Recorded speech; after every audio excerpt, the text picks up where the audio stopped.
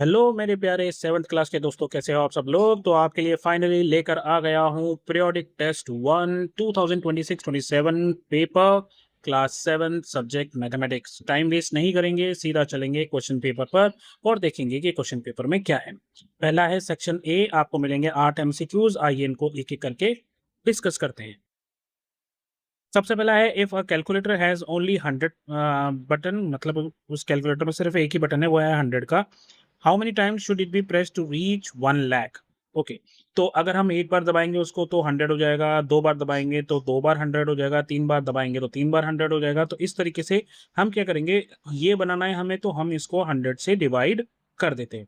तो जैसे आप इसको डिवाइड करोगे तो यहाँ पर क्या बचा, देखिए पीछे यहाँ पर बना 1000। तो 1000 इज द राइट आंसर, ये है आपका बी। सेकंड क्वेश्चन है, विच एक्सप्रेशन हैज वैल्यू 50। यहाँ पर कुछ एक्सप्रेशन दे रखे हैं आपको, आपको बताना है वैल्यू किसकी 50 आएगी। तो अगर आप इसको देखो, ये बनेगा 30 + 5 35, 35 को 4 से मल्टीप्लाई करेंगे तो बन जाएगा 140। तो ये तो नहीं है। फिर ये है 5 × 4, ये हो जाएगा 20, 20 को 30 से मल्टीप्लाई करेंगे तो ये हो जाएगा 600, ये भी नहीं है। तीसरा है 5 × 4, 5 4 जार 20, 20 में 30 प्लस करेंगे तो 50 बनेगा। तो ये C is the correct option.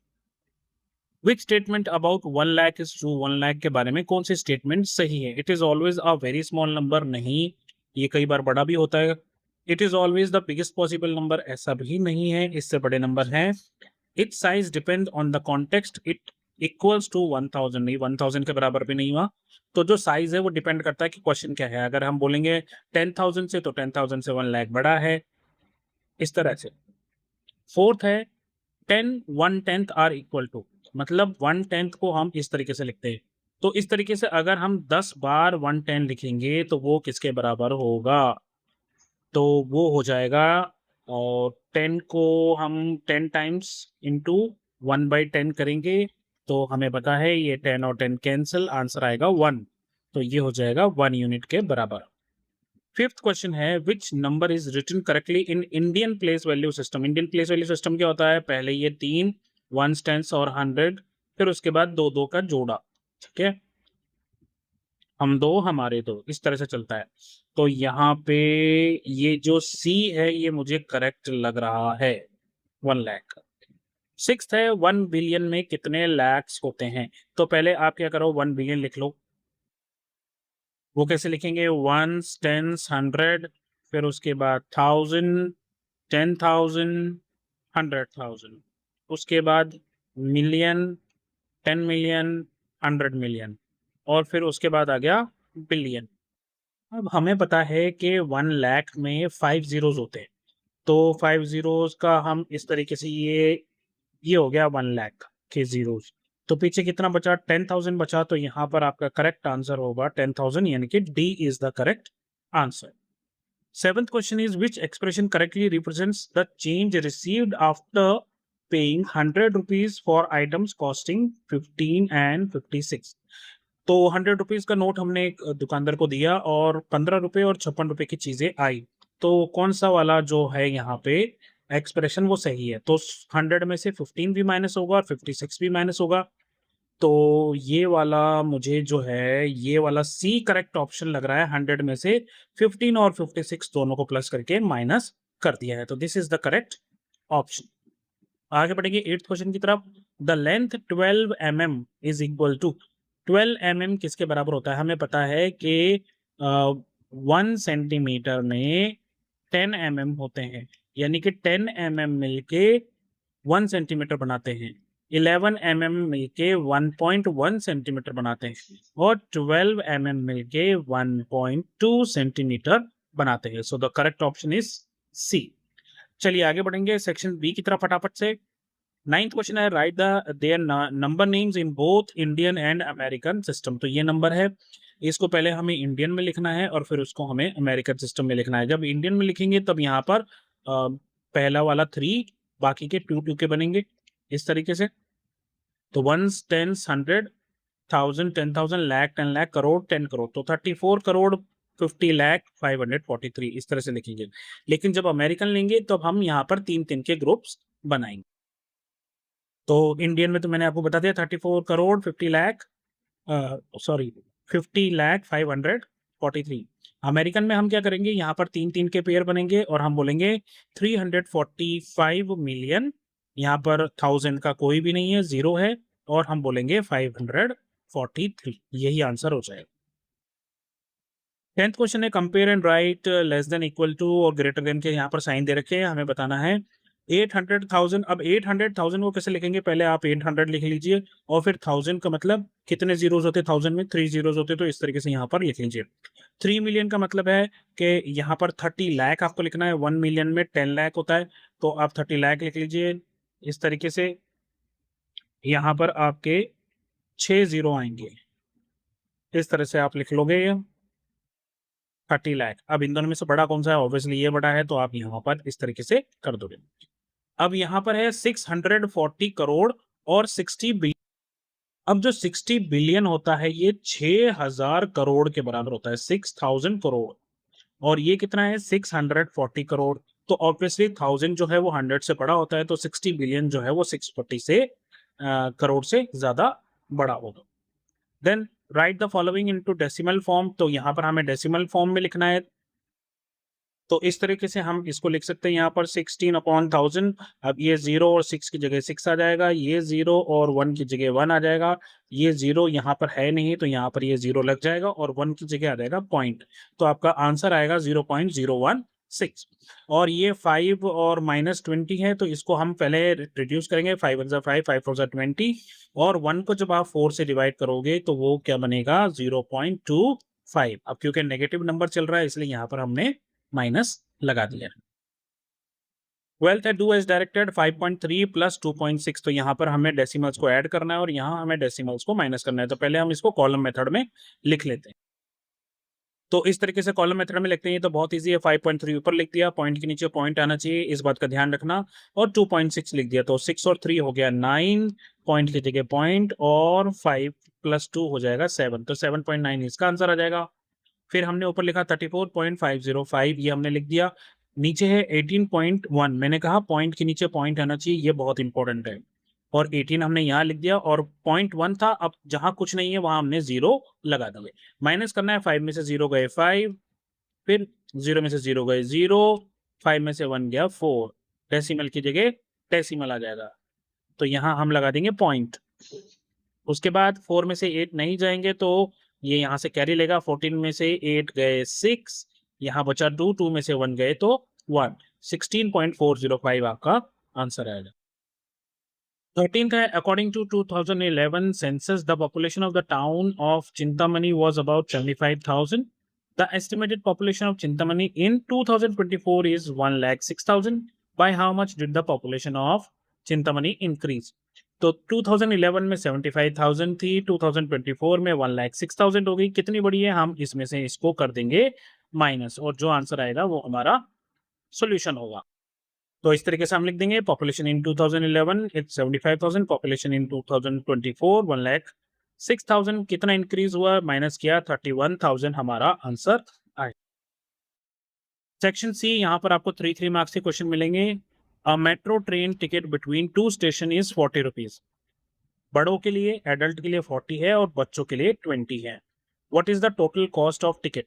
4 बड़े लोग जा रहे हैं तो इसका मतलब है 40 × 4 हो जाएगा, 4 बड़े हैं तो, और 3 बच्चे हैं, 3 बच्चे हैं तो मतलब 3 × 20 हो जाएगा। बस इनको मल्टीप्लाई करके ऐड कर देना, ये हो जाएगा 160, 4 4 16, 160, और 3 को 20 से करेंगे हम तो ये हो जाएगा 60, तो इन दोनों को प्लस करेंगे तो ये आ जाएगा आपका 220, इसका आंसर आना चाहिए। फिर है for 2 groups having 3 adults each. अब 2 ग्रुप हैं, एक ग्रुप में 3 एडल्ट्स हैं और दूसरे ग्रुप में भी 3 एडल्ट्स हैं, तो हम ये 3 एडल्ट का मतलब है 3 × 40 हो जाएगा, तो ये कितने हो जाएंगे, ये हो जाएंगे 120, और इधर भी 3 एडल्ट है तो इनके भी 120, दोनों को प्लस करेंगे तो कितना हो जाएगा 240। तो इस तरीके से आप इस क्वेश्चन को कर सकते हैं, पहले वाले का आंसर 220 और बाद वाले का आंसर 240। 15th क्वेश्चन है during a day time a snail climbs up 3 centimetre up a post and during the night while asleep accidentally slips down by 2 centimeter. The post is 10 centimeter. तो इस तरीके से एक पोस्ट बना हुआ है, एक स्नेल है जो इसके ऊपर चढ़ने की कोशिश कर रहा है। अब वो दिन में जो है 3 सेंटीमीटर ऊपर चढ़ता है, लेकिन रात को 2 सेंटीमीटर नीचे गिर जाता है। तो मतलब इसका मतलब है एक दिन में वो 1 सेंटीमीटर चढ़ पा रहा है, तो 2 दिन में वो 2 सेंटीमीटर चढ़ जाएगा। इस तरीके से 3, 4, 5, 6, 7 दिन में वो 7 सेंटीमीटर तक पहुंच जाएगा। और मैं 7 ही क्यों कह रहा हूँ, क्योंकि जब वो 7 पे पहुंच जाएगा तो वो दिन में 3 सेंटीमीटर ऊपर जाएगा और वो 10 सेंटीमीटर तक पहुंच जाएगा। तो जब वो ऊपर पहुंच जाएगा तो फिर वो नीचे खिसकेगा ही नहीं। इसका मतलब है 7 दिन यहाँ और 1 दिन यहाँ, टोटल 8 दिन लगेंगे। तो इसको हम ऐसे लिखेंगे, day climb 3 centimetre, night sleep 2 centimetre. तो एक दिन में कितना हुआ 1 सेंटीमीटर, तो 7 डे में कितना हुआ 7 सेंटीमीटर, और 8th डे पे वो 3 सेंटीमीटर ऊपर चढ़ेगा और 10 सेंटीमीटर तक ऊपर पहुंच जाएगा।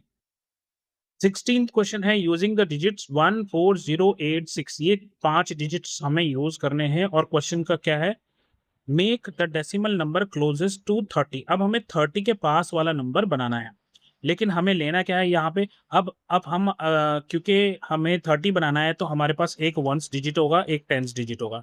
तो 10s डिजिट पे हम और कुछ नहीं ले सकते, हमें सिर्फ 1 ही लेना पड़ेगा, क्योंकि आप 4 लोगे तो वो 40 बन जाएगा, 8 लोगे तो 80 बन जाएगा, 6 लोगे तो 60 बन जाएगा। अब हमें यहाँ पर कौन सा नंबर लेना है, अगर हम 4 लेंगे तो ये 14 रह गया, फिर हम 16 बना सकते हैं और हम 18 भी बना सकते हैं। तो इन सब में से सबसे पास कौन सा है 30 के, 18। तो इसका मतलब है कि 18 पॉइंट। अब यहां पर हमें 3 डिजिट ढूंढने, तो अब हमारे पास क्या बचा 604। तो हम 6 यहां पर लिखेंगे, 4 यहां पे लिखेंगे और 0 यहां पे लिखेंगे। तो इन 5 डिजिट से सबसे पास जो है 30 के, ये वाला नंबर बनेगा 18.640। अब क्या है, the smallest possible decimal number between 100 and 1000। सबसे छोटा नंबर बनाना है, 100 से बड़ा होना चाहिए, 1000 से छोटा होना चाहिए, यानी कि 3 डिजिट होंगे उसमें, 1s, 10s और 100, और जो भी होगा पॉइंट डेसिमल लगा के यहाँ पर 2 डिजिट यहाँ पर आएंगे। इस तरीके से हमें एक नंबर बनाना है। अब सबसे छोटा, अब हम 0 तो यहाँ लिख नहीं सकते, तो हमें 1 यहाँ लिखना पड़ेगा। उसके बाद हम 0 यहाँ लिख देंगे और फिर सबसे छोटा नंबर है 4, तो 104। तो इस तरीके से होगा। और फिर छोटे के लिए अब हमारे पास क्या बचा 8 और 6। तो हम छोटा बनाना है तो पहले 6 लिखेंगे और बाद में लिखेंगे 8। तो 104.68 जो है वो स्मॉलेस्ट पॉसिबल डेसिमल नंबर होगा। 17 है, टिंकू का वजन जो है वो है 35.75 kg इन जनवरी, और फेब्रवरी में हो गया घटकर 34.50 kg। अब उसने गेन किया है वजन, या उसने लूज किया है वेट को, ये हमें बताना है, और चेंज कितना है। तो 35 kg से वो 34 kg आ गया, तो इसका मतलब है कि उसने लूज किया है वेट को। कितना किया है वो हम माइनस करके देखते हैं।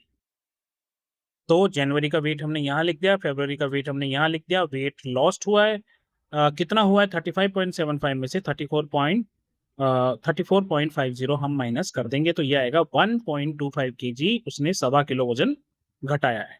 इसी के साथ और में एक क्वेश्चन है, Pinto supplies 3.79 litre, 4.2 litre and 4.25 litre of milk to a milk dairy in the first 3 days. पहले 3 दिन में उसने इतना, इतना और इतना दिया।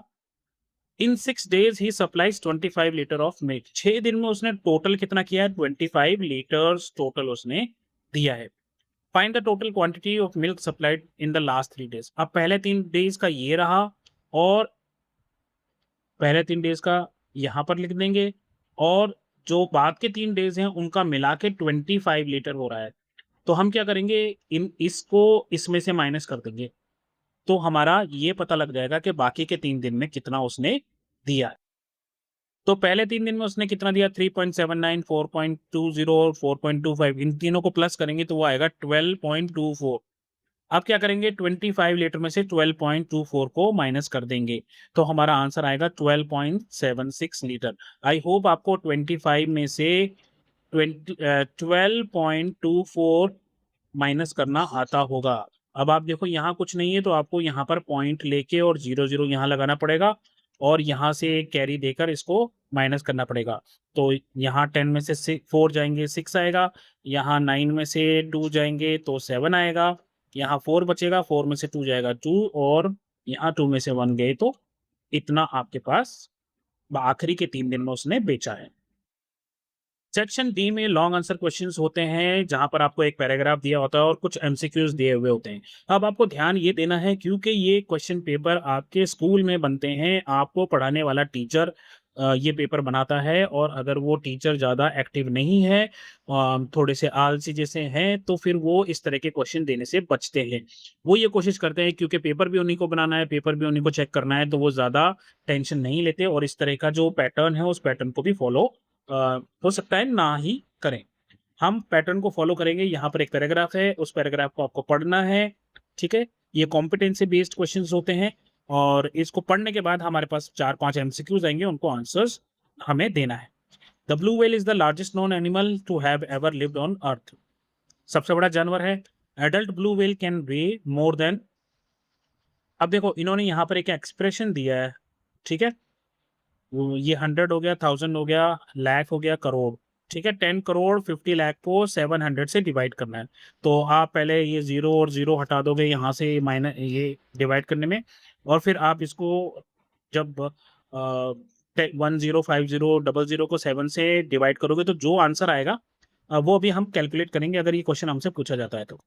Even at the birth a new born blue whale is a giant weighing 2700 kg, यानी कि जो ब्लू व्हेल का बच्चा होता है वो भी 2700 kg का होता है। विच इज रफली equivalent to the weight of an adult hippo, मतलब एक एडल्ट हिप्पो, बड़ा हिप्पो जो होता है उसके वेट के बराबर बच्चा होता है। Every organ of this marine mammal is massive.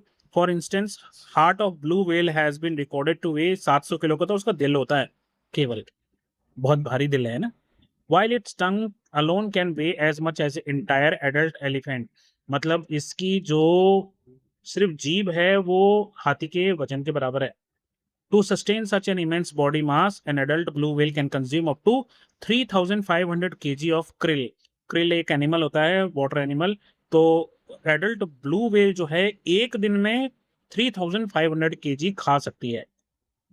In a comparison, the largest known prehistoric land animal, the dinosaur, जिसका नाम था Argentinosaurus, is estimated to have weighed around 90,000 kg.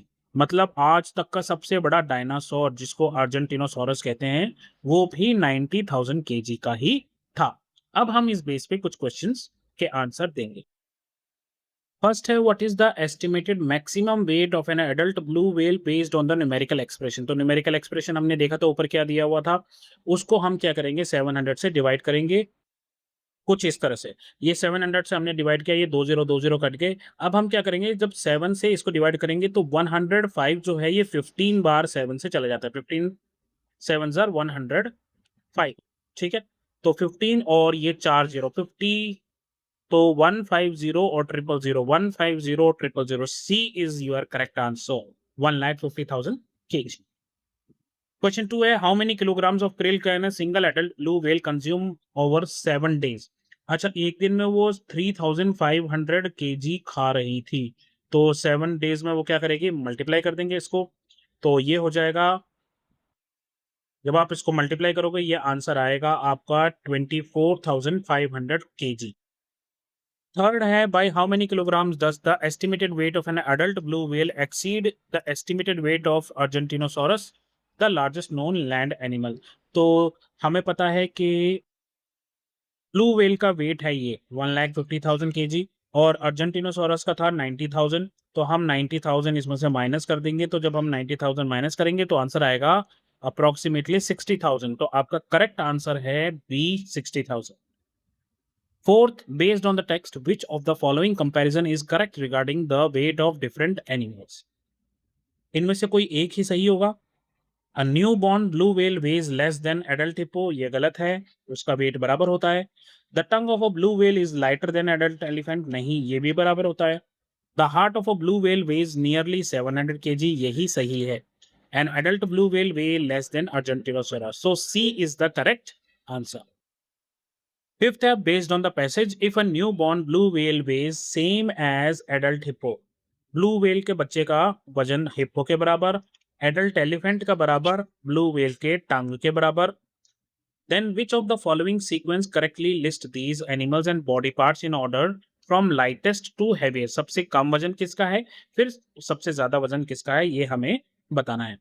तो ब्लू व्हेल का हार्ट ये 700 kg, ये hippopotamus उससे ज्यादा, blue whale का टंग उससे भी ज्यादा, और अर्जेंटिनोसेरोस उससे भी ज्यादा।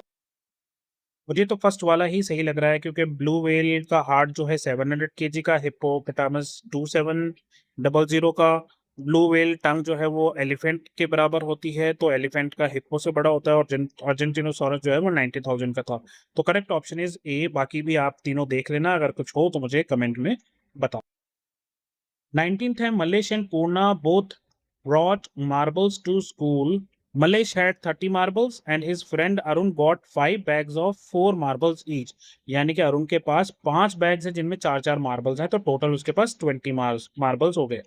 महेश रोड द एक्सप्रेशन, उसने कैसे लिखा, मलेश के प्लस अरुण के, to find the total marbles. Purna not knowing correct rule, उसने क्या लिखा, 30 plus 5 into 4 is equals to 140. But Malesh got 50. They soon realized that understanding brackets and operation order is the key to evaluating expression correctly. What is the correct way to evaluate the expression? सबसे पहले क्या होगा, सबसे पहले ये दोनों multiply होंगे, उसके बाद 30 ऐड होगा।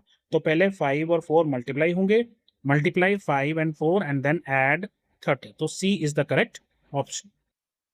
सेकेंड है, what value did Purna get when she miscalculated the expression. तो हमने देखा था उसने कैलकुलेट किया था, वो था 140, उसका आंसर आया था। थर्ड है, what concept does this situation best demonstrative, ये क्या हमने जो ऊपर देखा था, ये 30 प्लस 5 into 4, ये कौन सी प्रॉपर्टी को दिखाता है? Commutative property, associative property, importance of brackets and order of operation, या डिस्ट्रीब्यूटिव प्रॉपर्टी। तो ये है इंपॉर्टेंस ऑफ ब्रैकेट, मतलब पहले इन दोनों को यहाँ पर ब्रैकेट करके इनको पहले सॉल्व करना है और फिर 30 ऐड करना है। तो पहले मल्टीप्लाई होगा और बाद में एडिशन होगा। फोर्थ है, how can the expression be rewritten clearly using the brackets. तो हम इसको सही तरीके से कैसे लिख सकते हैं, तो यहाँ पर ये गलत हो गया, दिस इज करेक्ट, और डी सी, यहाँ पे देखिए यहाँ पर ये भी गलत है, और ये तो पूरा ही गलत है। क्यों? क्योंकि 5 into 4 होना चाहिए था। तो I think B is the correct option है आपका, 30 plus 5 into 4। Which of the following values is correct for 30 plus 5 into 4। तो हमने इसका देखा था यूजिंग द प्रॉपर ऑर्डर। तो प्रॉपर ऑर्डर में क्या होगा, इसका वैल्यू आएगी 5 4 20 और 13 50 आएगी। दोस्तों एक इंपॉर्टेंट बात, मैंने आप लोगों के लिए वेबसाइट लॉन्च कर दी है www.helloadhyapak.com, जिस पर आपको क्वेश्चन आंसर्स, क्वेश्चन पेपर्स और बहुत सारी चीज़ें, नोट्स वगैरह आपको मिलेंगी। तो आप चाहे तो वहाँ जाकर डाउनलोड कर सकते हैं। तो ये पेपर यहीं पर कंप्लीट होता है। उम्मीद करता हूँ आपको समझ में आया होगा। अगले पेपर में मिलते हैं, अगले वीडियो में अगले पेपर के साथ। तो अभी के लिए बस इतना ही। अपना ध्यान रखें, मम्मी पापा का कहना माने, और जब भी कोई प्रॉब्लम हो तो नॉक कीजिए और बोलिए hello there. Take care, bye bye, have fun, all the very best for your exams.